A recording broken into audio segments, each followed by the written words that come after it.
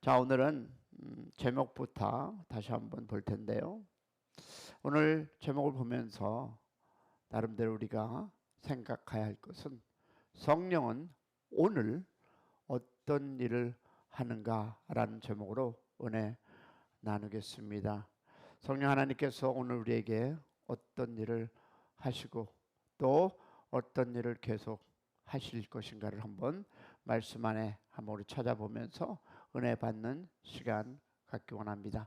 다 같이 오늘 본문은 사도행전 1장 3절부터 5절 말씀을 가지고 다시 한번 우리 말씀을 가지고 은혜 받는 시간. 자, 말씀을 우리가 읽을 때 그 음성이 주님의 음성과 함께 하기를 소망합니다.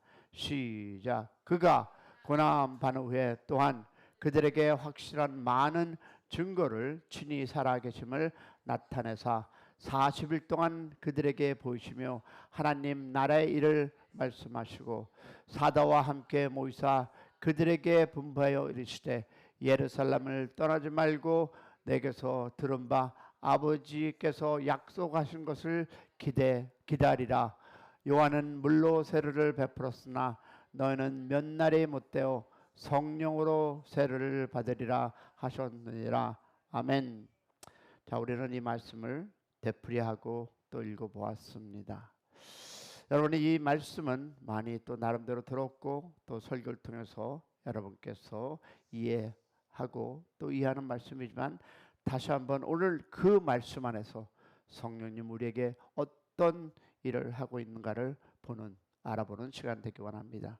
오늘 본문은 어떻습니까? 길이는 짧습니다. 그런데 이 말씀을 우리가 보면 그 내용은 여러분 실로 여러분과 나에게 엄청난 내용임을 우리는 알 수 있습니다. 자, 우리는 본문에서 최소한 몇 가지를 우리가 질문을 만들 수 있고요. 저는 여러분과 한번 그 질문을 하며 오늘 말씀을 풀어나가기 원합니다. 자, 중요한 것은 여러분 내 생각이 아니고 내 의지가 아니고 성경이 말하는 즉 성경적인 답을 가지고 있어야 하는데 첫 번째, 자, 여러분이 질문하면서 우리 잠깐 생각해 보겠습니다. 자, 부활하신 주님은 우리가 많이 들었죠. 부활하신 주님은 40일 동안 어떤 일을 하셨는가 한번 마음으로 정리해 보시기 원합니다. 왜냐하면 우리는 이 말씀의 답을 알아야 하기 때문입니다. 자, 주님은 40일 동안 어떤 일을 하셨을까요? 나름대로 여러분이 생각하시면서 두 번째로, 자, 성령 강림은 하나님의 약속인데 그 약속은 어떤 내용을 담고 있는가? 자, 40일을 생각하면서 어떤 일을 하셨고 또 성령 강림은 하나님의 약속인데 그건 어떤 내용을 담고 있는가? 자, 세 번째는 성령은 왜 왔을까요? 자, 40일 동안 했던 일이 무엇이며 또 성령 강림의 역사, 약속, 그리고 마지막으로 여러분에게 질문한 것은 무엇일까요? 성령은 왜 오셨으며 그 의미가 무엇일까요? 나름 여러분 대답을 정리하셨습니까? 자, 어느 것 하나 중요하지 않은 질문이 없습니다. 자, 이 모든 질문의 답을 우리 자연스럽게 한번 정리하는 시간 갖기 원합니다.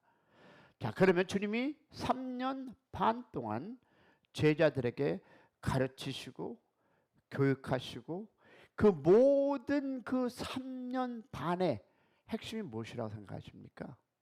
오늘 말씀을 보면요, 하나님 나라였습니다.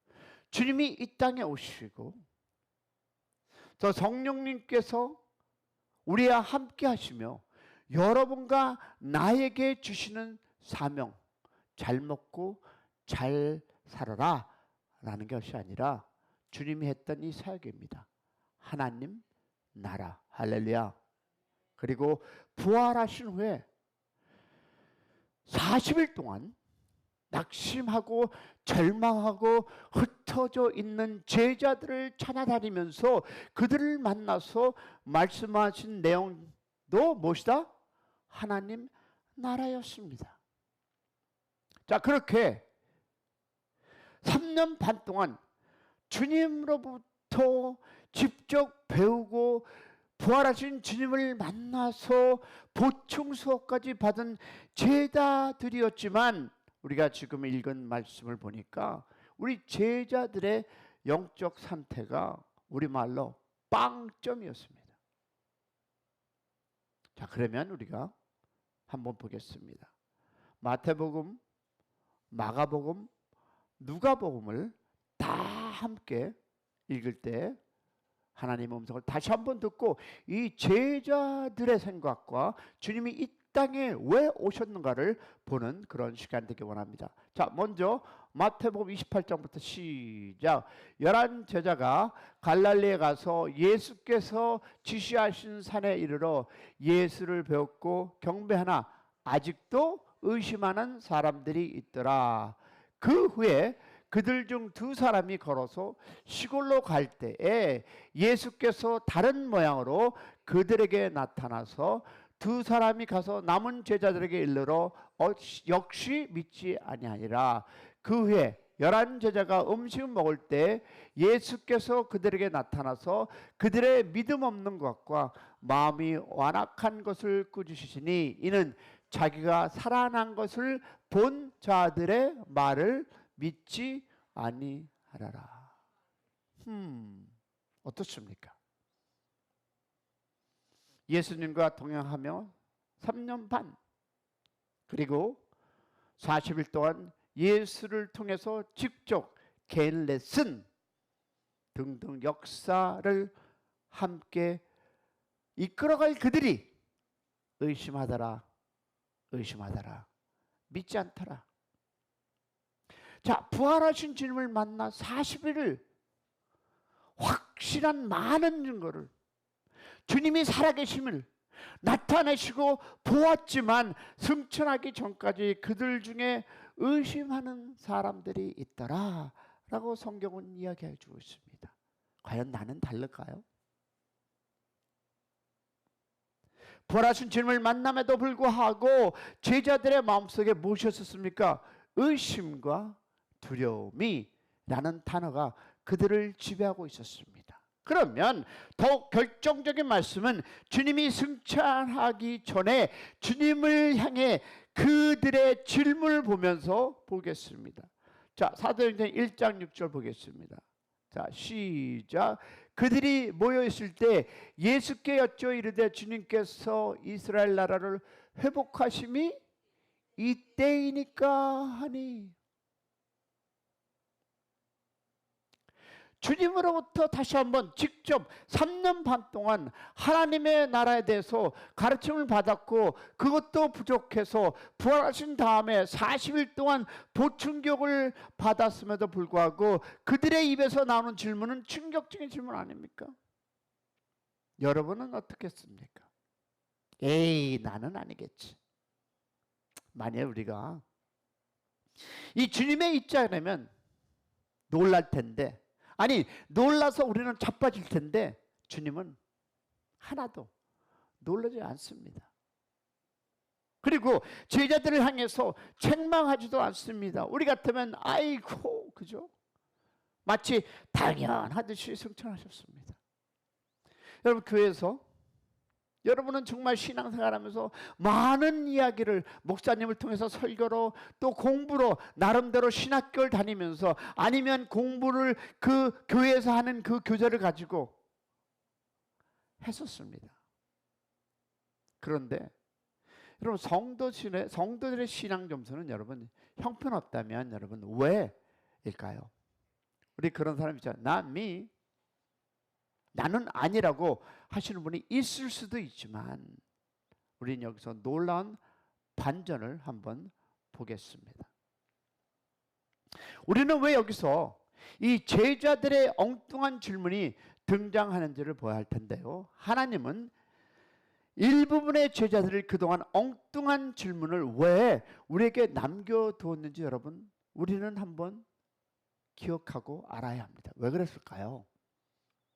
그 바보 같은 제자들, 그 많은 수업을 받았고 보증서 받았고 예수님의 재림, 그 이 땅에 다시 한번 그 오신 그것을 죽어서 살아나는 모습까지 본 이들이 왜 그랬을까요? 라는 거 왜 남겼을까요?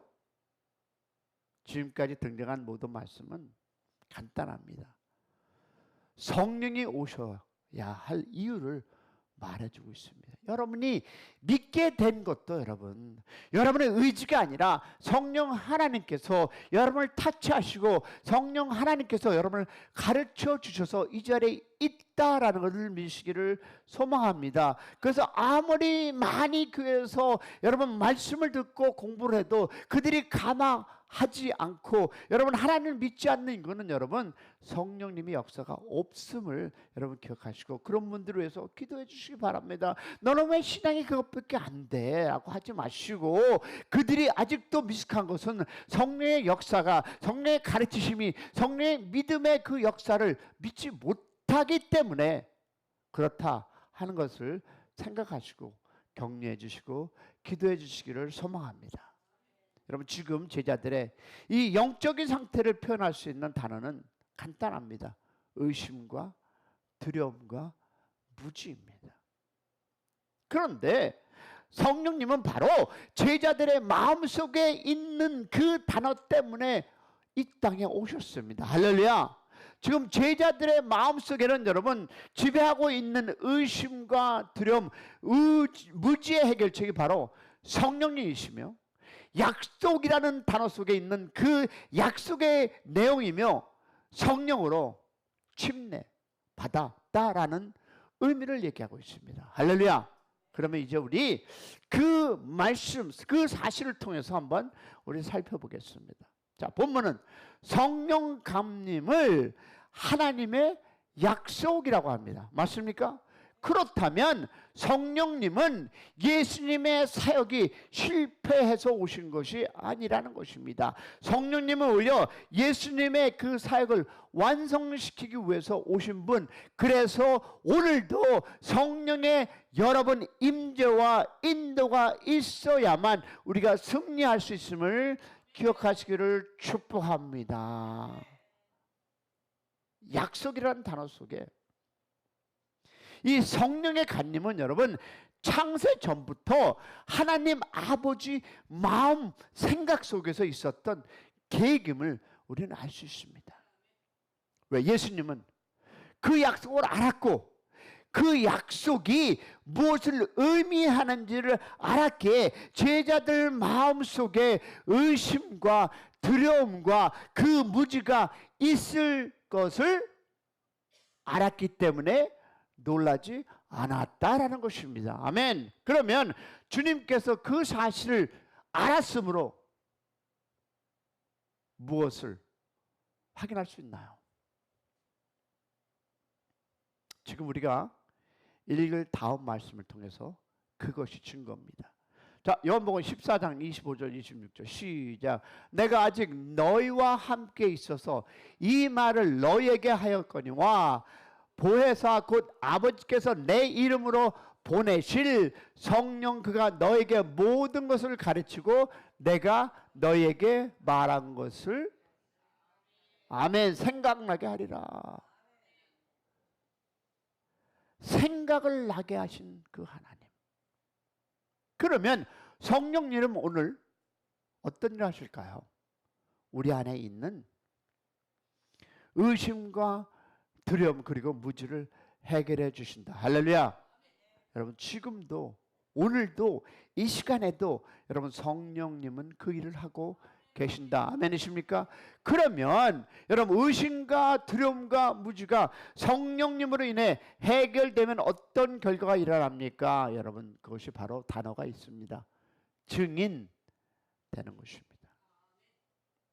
여러분이 하나님의 증인, 하나님의 나라의 증인이 안 된다 하면 여러분 역사가, 즉 여러분 성령이 하나님께서 역사하지 않고 있음을 기억하시기 바랍니다. 왜?